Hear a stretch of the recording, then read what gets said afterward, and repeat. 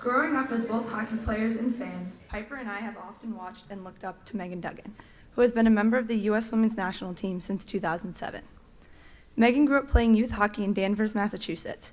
She graduated from Cushing in 2007 and attended the University of Wisconsin, where she majored in biology and continued her hockey career. She helped lead the team to 3 NCAA national championships, as well as becoming the program's all-time career points leader with 238. Meghan was named her team's captain for the 2010-11 season, capping off her college career as the Patty Kazmaier Award winner, presented annually to the top women's ice hockey player in the NCAA. Following her graduation from Wisconsin, Meghan was drafted into the Women's Professional League by the Boston Blades. Throughout her career, Meghan has always emerged as one of the top players at every level of the game. She has won 7 world championships, 2 silver medals in the 2010 and 2014 Olympics, and last February at the 2018 Olympics in Pyeongchang, she captained her team to Olympic gold in a dramatic shootout win over Canada. For this game, the U.S. team won an ESPY Award for Best Game, along with nominations for Best Olympic Moment and Best Team. In addition to these honors, the Olympic team was also named the ESPN Sports Humanitarian Team of the Year for their willingness to take a stand for gender equitable treatment by USA Hockey. Meghan's 2016-17 U.S. Women's National Team earned the 2017 Women's Sports Foundation Wilma Rudolph Courage Award. Meghan has gone on to become an athlete ambassador for the Women's Sports Foundation and for the Tyler Clemente Foundation for Anti-Bullying. Meghan is a powerful role model and idol for many young athletes around the world. Please help us in warmly welcoming Meghan Duggan to Taft.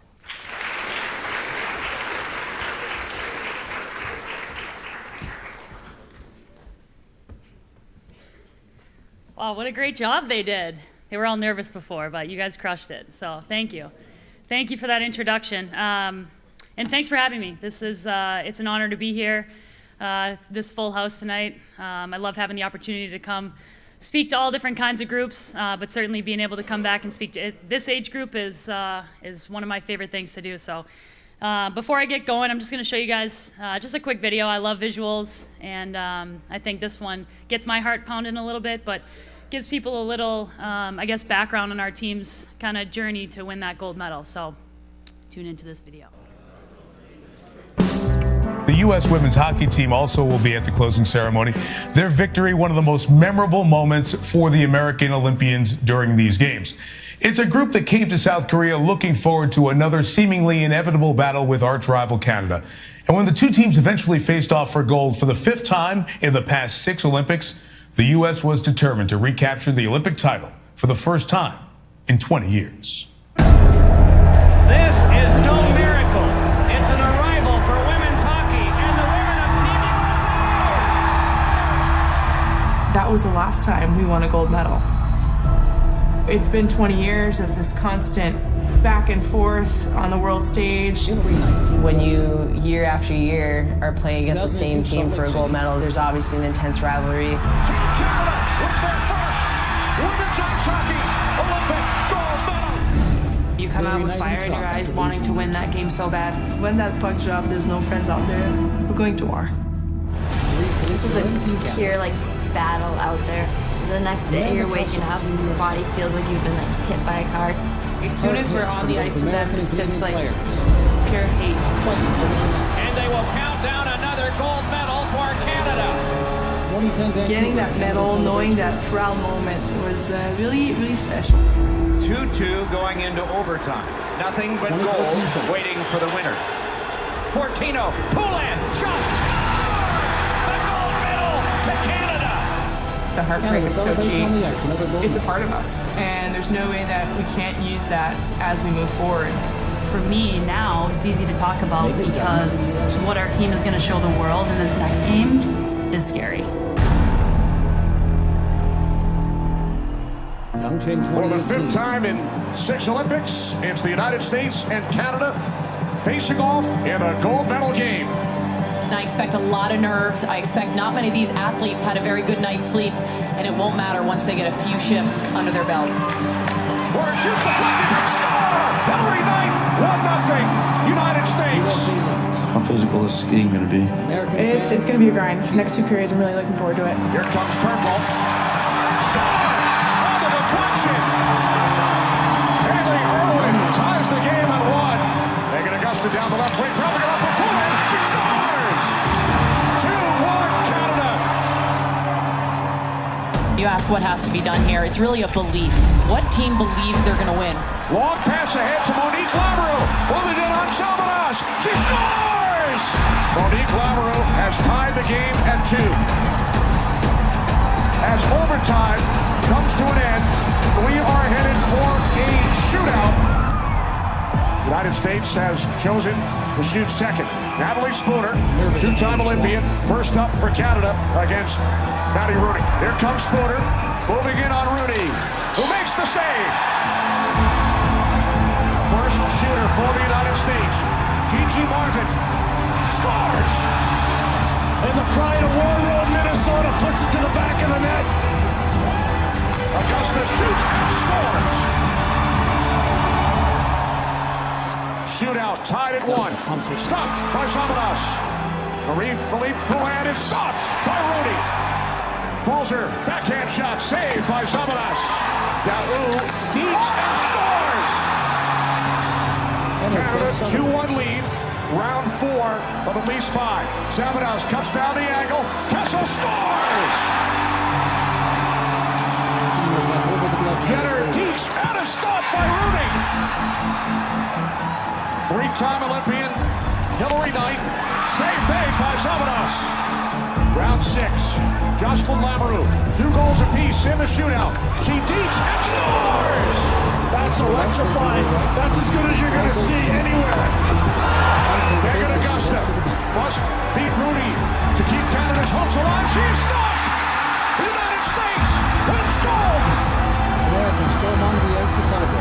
You know, we wanted to bring this back to our country, not for ourselves, Seaman, but just for everyone.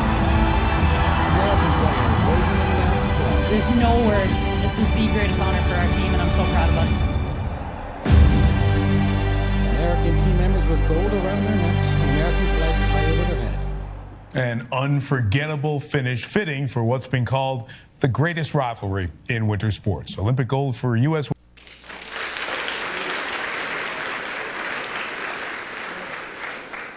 Love the roaring from the crowd at the fights and the moves. Anytime I show that video, it always gets a pretty good response from the crowd when you see women's hockey and the fighting. And yes, it's a rough sport, obviously. You guys see that, but so it's fun. Just thought that'd be fun for you guys to see, kind of know a little bit about our team, the journey we've been on from an on-ice perspective. And I'm going to talk a little bit today about obviously what it took to kind of to get to that point and what I've learned from, you know, the ups and downs, the heartbreaking losses that you saw there in Vancouver and Sochi, and ultimately coming out of that and wanting to win or achieving that gold medal. I did bring, as you saw in that video, all the medals that we got, the 2 silvers from Sochi and Vancouver, and then obviously the most prized possession, the gold here from Pyeongchang. Oh, thank you. Thank you.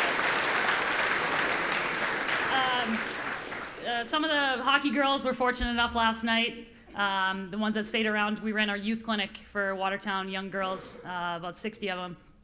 They helped out, and they were able to kind of see and take pictures of the medals, so maybe some of you got it on Snapchat or something like that, I don't know. But usually I'd love to pass them around. I think there's a lot of people in this room, so I may not be able to do that, but I'll leave them up here, and if people want to come see them before you run to class after, feel free. Best advice I ever got when I received my first medal in Vancouver was don't take it and put it in a box and hide it and protect it somewhere. Share it with everyone. There's a lot of people that help you achieve your goals and your dreams in any realm and along the way, and I've always wanted to take those and share them with people. Let kids put them on and take pictures, you know, let high school kids put them on Snapchat or Instagram and all that. Yeah, so I'm happy to share them. If you have time after, feel free to pick them up. So obviously that video, it spans over 20 years. It's a 5-minute video. There's a lot in there. But why today actually being at Taft is so special for me personally, and why I feel such a connection to this place was 20 years ago. Obviously I heard you guys yell when you saw Gretchen Silverman in there. Obviously you guys recognize her from that video, and she's a pretty prominent figure in Taft. She's played an incredible role in my life and has been a really prominent figure in my life. And 20 years ago, I had the opportunity to meet her when I was 10 years old. I'll show you guys a quick photo of that. So she looks exactly the same, which is incredible. That's a real testament to her. But obviously you guys recognize her. You probably don't recognize me. I was 10 years old. That photo was taken shortly after the '98 games when Gretchen and her teammates, all idols of mine, won the gold medal in the Nagano Games. It was the first time women's ice hockey was ever in the Olympics, and I'll never forget it. I grew up a young kid in Danvers, Mass, played youth hockey all growing up. I was just obsessed with it from the moment I stepped on the ice when I was 3 years old. And I'd always idolized, I was a huge Ray Bourque fan, all the NHL players. And this time in my life was the first time that I saw women excelling in hockey. And this is the first time that I was able to see past the NHL and see what a dream could be for someone like me and be able to look up to these girls. So I remember, staying up late, the game they were playing over in Japan. I remember my parents let me skip school, stayed up and watched all the games, and I can specifically remember exactly where I was when I watched the '98 team win. Shortly after that, Gretchen came back with her gold medal and, wanted to share it with everyone. She came to my hometown of Danvers, Mass, to this small, group organization meeting. My dad was a part of this club, and she was the guest speaker that night, and she shared about, her journey and what it took to get to that point. I was wide-eyed as can be. I hung on every single one of her words, wanted to be her from that moment forward. Had that opportunity after that, like I said, changed my life. She let me put on her jersey, put her medal around my neck, take a picture with her. My sister's actually in this picture too, but we cut her out. But it really, meeting Gretchen, having that experience, learning from her at that young age, like I said, I was 10 years old, really sparked a fire in my heart and really created this dream for me 20 years ago that I want to go to the Olympics, I want to represent Team USA, and I want to win a gold medal. It was a big dream, it was a big goal, but 20 years ago, I set my sights on that and I never looked back. Certainly it was a journey to get to that point of that medal, and I'll talk a little bit about that now and what I learned along the way, but when I look at that picture, I'm up here right now choking back tears. It happened 20 years ago, I've gone on, I've won a gold medal, had all these great experiences, but this moment in that picture really, really makes me emotional and makes me excited to be here at Taft and be able to share this experience with you guys and having that connection. So my journey shortly after I met Gretchen, similar to you guys, I went on to prep school. About 4 years after that, I knew, this was the next step for me. I want to play Olympic caliber hockey. That means I want to go play college hockey. I need to start figuring out what's the best path for me. So I went to Cushing, which, as you guys know, a lot of you board here, it's a tough decision when you're 14 years old, you're moving away from home. I was a super homebody. I'm like a mama's girl, I guess. I still am. My mom's my best friend, but it was hard. It was hard to go, but that was, sacrifice step number one for me in this journey. So I remember my first day showing up on Cushing campus, 14 years old, gonna be living there, checked into the dorm. I was so nervous. Imagine this, you drive in with your parents. I was so nervous on the first day. Tell my dad he's got to pull over, open the car door, threw up all over the ground. All over the ground, right in the center of campus. I'm like, great first impression. So I was so nervous, but in my heart, I had this picture, I had this memory, I had this drive. This was the crucial next step for me. So I think about a week after that, I called my parents. I was so homesick the first week, but after that week, I called my parents. I said, can I run for class president?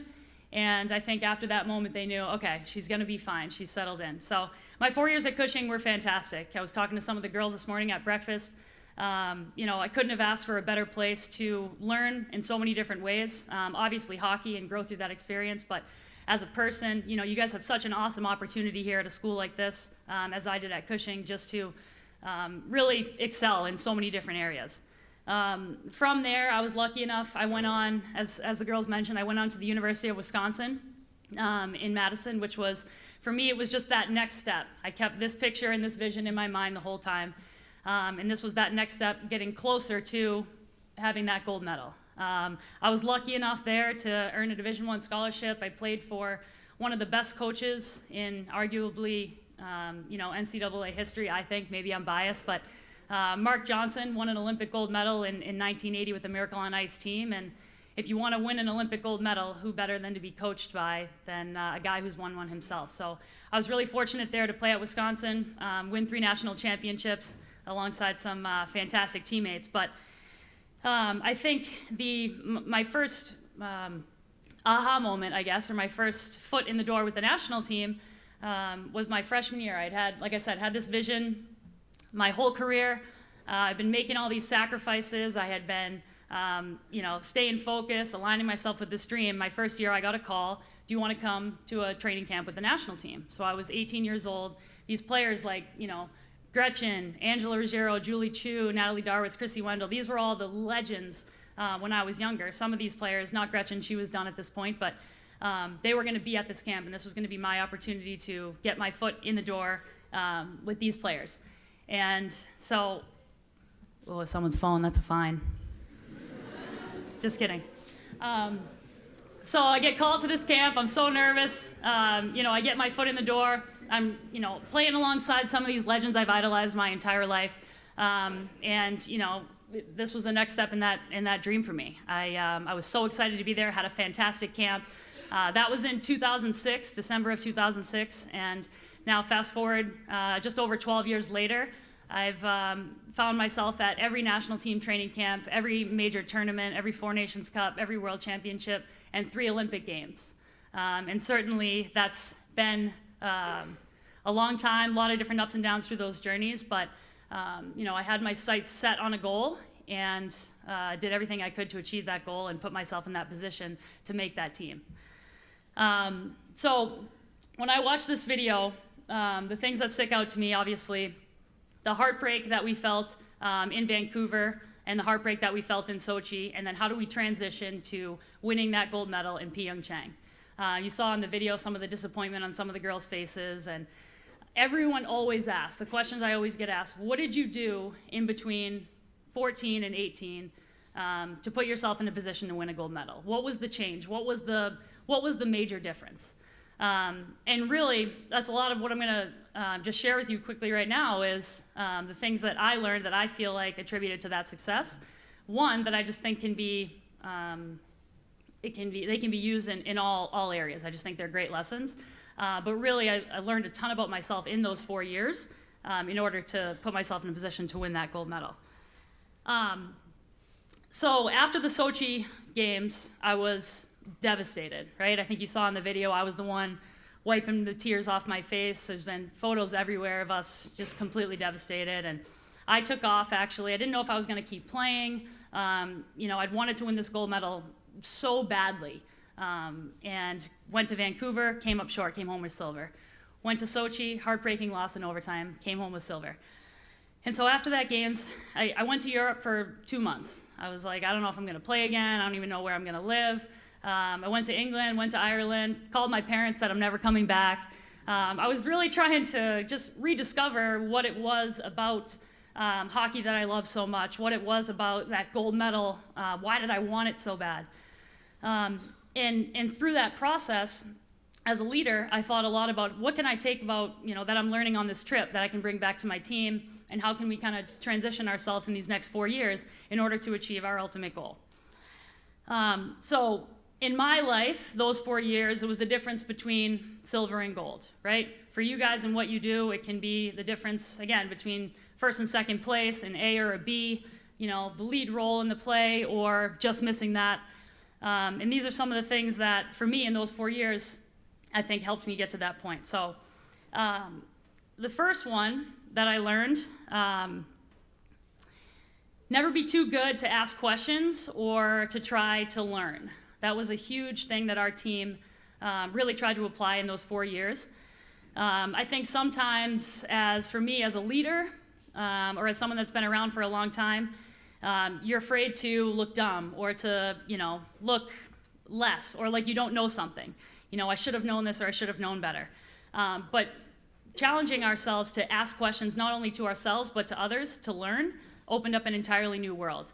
I tried this exercise. You guys should try it. I don't know how many of you will, but I literally stood in front of the mirror when I was trying to figure out, this was back in 2014, how are we going to transition to a new team? I stood in front of a mirror and I asked myself, who are you?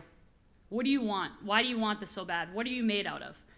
And I stood there for a couple hours probably. Sounds crazy. Try to do it. It's crazy, but it's a real life-changing experience.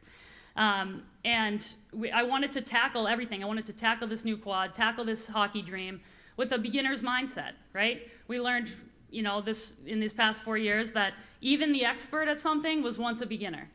And so being able to rewind and go back and ask myself, who am I? What do I stand for? Why do I want to win this so bad? And what do I need to do? I looked myself in the mirror and I said, did you do every single thing that you could in 2014 to achieve your goal? If you asked me right after 2014 in that heartbreaking moment, I would have said, yeah, I did everything. I left it all out there. I trained as hard as I could. When I started to reevaluate and ask myself those hard questions, I looked myself in the mirror and I said, no, you didn't.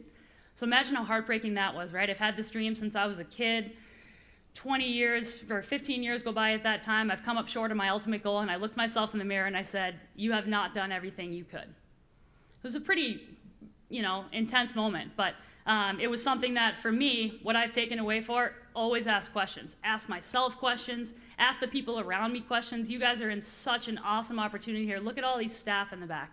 All they want to do is help you guys get from that B to that A. Become that lead role in the play. Come in first place. Win a hockey game. And so don't be afraid to ask them questions while you're asking yourself questions. The second thing with that, and this is probably even bigger, once you ask those questions, be willing to make those changes and evolve as a person, as a player, as an athlete, as a leader. Someone told me, or read a quote to me one time, and it literally blew my mind. And it said, the electric light bulb didn't come from the continuous improvement of the candle. Does that make sense to you guys?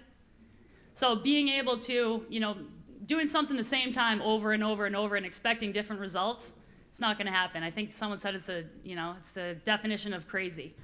So being able, when you ask yourself those questions, or when you ask your teachers or your staff or your coaches those questions, how can I be better? Who am I? What am I made of? How do I achieve this goal? Why is it so important to me?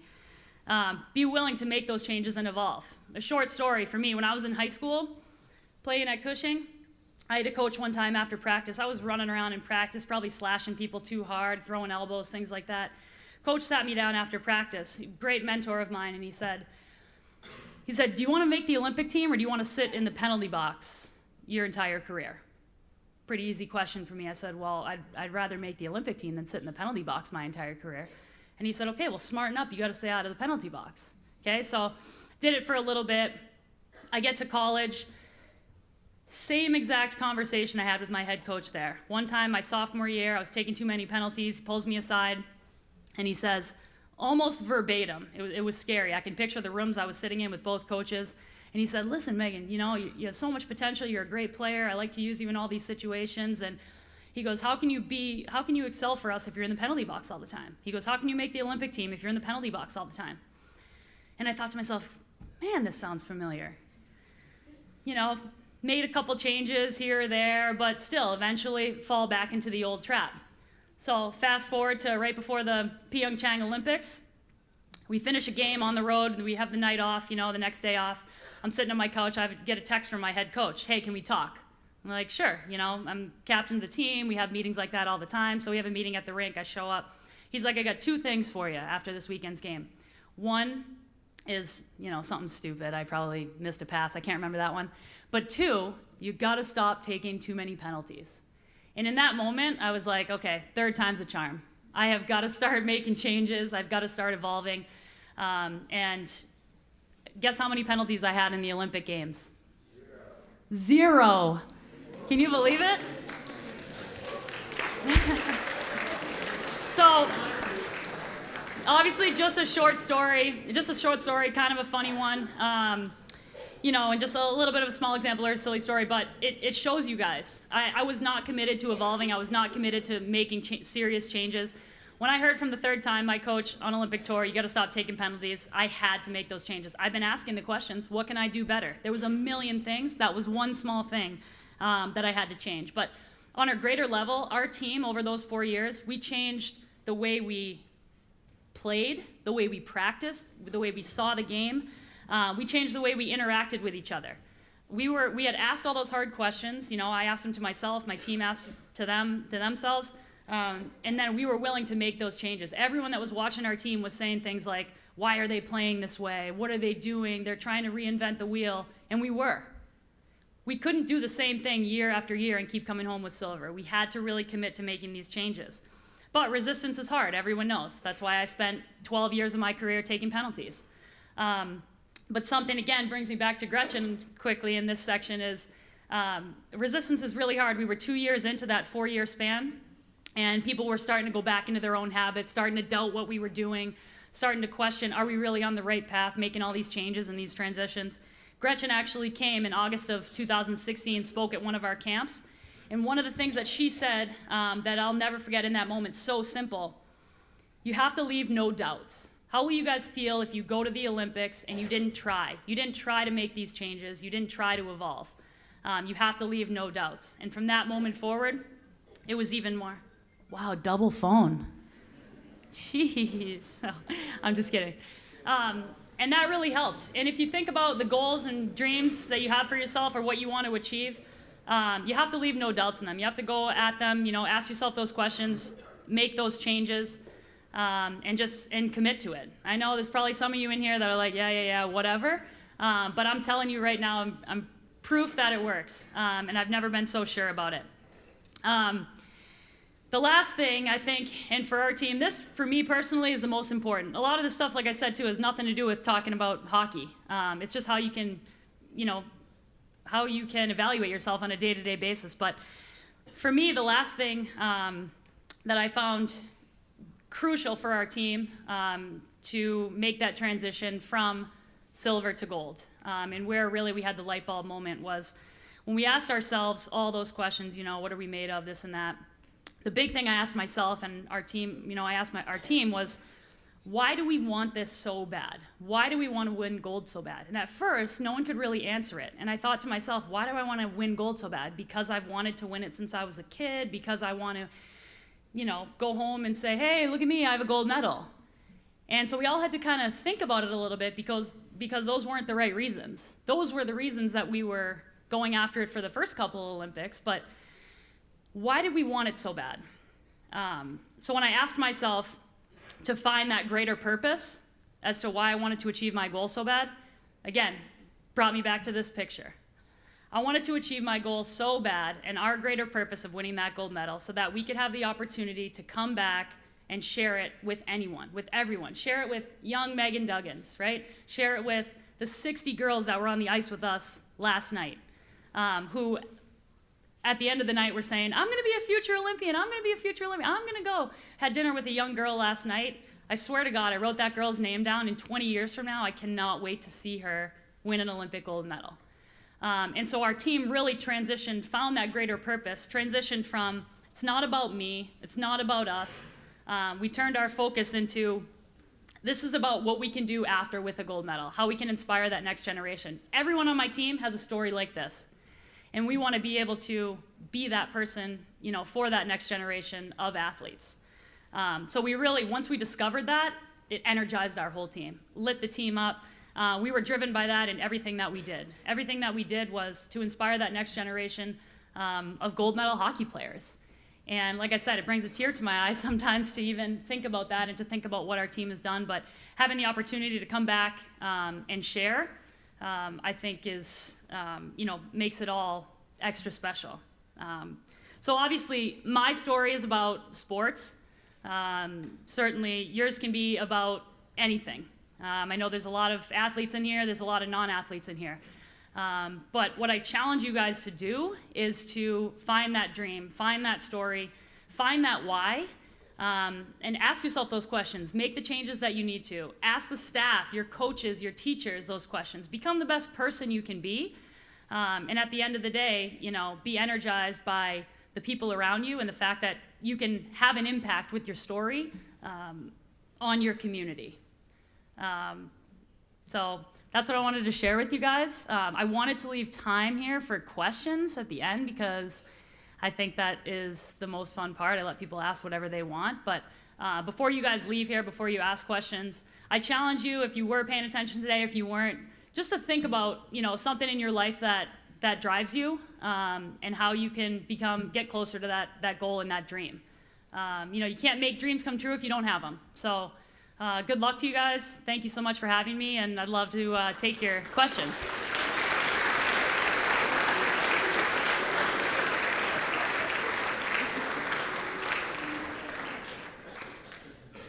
The hockey girl's got to have some questions. I know it. In the back, perfect. I was told I have to leave room for questions, so you guys have to ask them. Yep.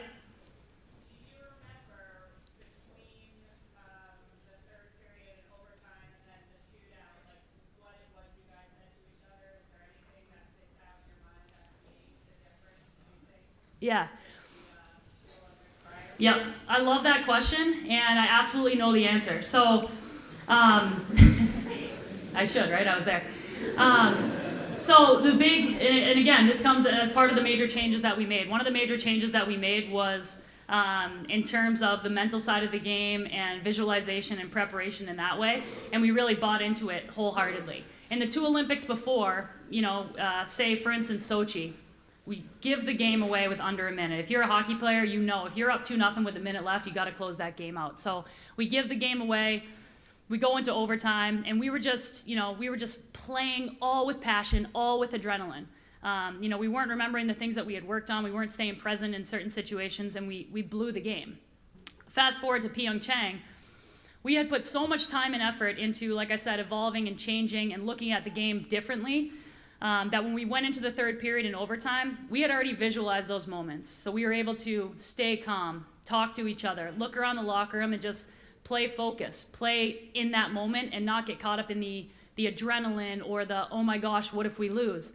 But I credit that to literally in the 4 years leading up, we put ourselves mentally in that mindset. Oh, okay, you're down 2-0 in the gold medal game. Do you freak out, or do you stay focused? Do you believe in your team and your training and all the changes you've made and all the questions you've asked yourself? So that was the major difference. In Sochi, when I look back, did I do everything I could? Absolutely not. In Pyeongchang, we were in a mindset that no matter how that game finished, we had done everything that we possibly could have to put ourselves in a position to win a gold medal, and we just let that energize us and keep us calm and stay focused.